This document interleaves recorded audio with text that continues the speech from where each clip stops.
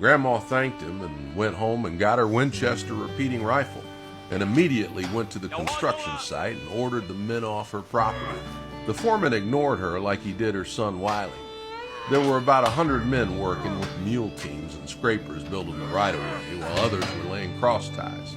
Still others were laying the steel rails as fast as the men laid the cross ties.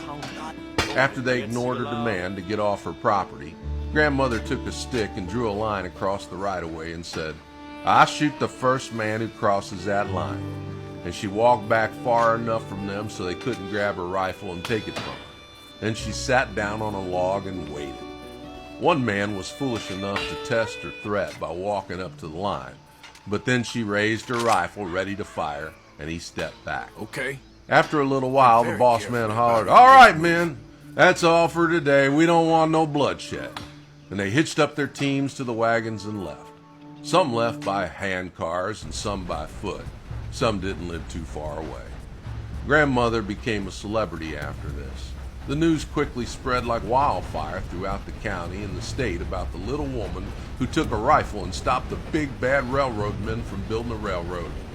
When we asked her if she would really have shot someone, she said she didn't want to kill nobody, but she meant to stop them from building that railroad on her land.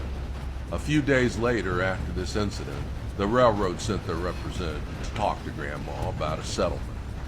She told Mr. Yoakum what they offered her, and he told her, "Don't take it. That ain't half enough." He suggested to her a more appropriate settlement to which both she and the railroad representative agreed.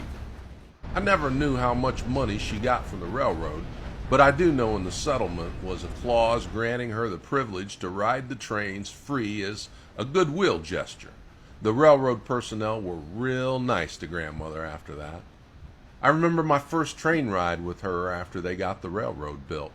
The train crews were given orders to stop the trains from her wherever she flagged them down. That day when we took our first ride, she went to town to do some shopping, and so she took me along. We walked to the railroad and waited for the train. When she saw it coming, she walked onto the track and flagged down the train as it approached about a quarter of a mile away to give the engineer time to stop the train for us where we were standing. As the long freight train came near, Grandmother took my hand and said to me, "Don't be scared. It won't hurt you." But if she had not held my hand, I would have bolted into the forest, because the big steam locomotive was the most terrible, awe-inspiring thing I'd ever seen. The engineer stopped his engine where we were standing. Smiling down, he bade us to come aboard. Grandma boosted me up, and the fireman took my hand and helped pull me aboard. Then Grandmother climbed up on board. All during this time, that big locomotive was steaming and hissing and belching smoke like nothing I'd ever seen before. Grandma sat behind the engineer, and I held on to her for dear life as the engineer released the brakes and eased open the throttle, just about 1/4 an inch, and the big engine roared like a blast of dynamite, and the big wheels started to spin, and we were underway. What a ride!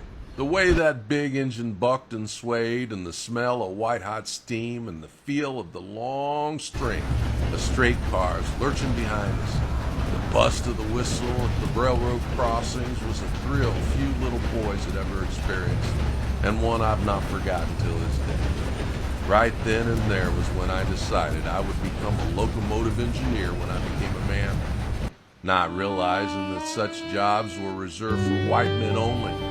I had to settle for a job as a cook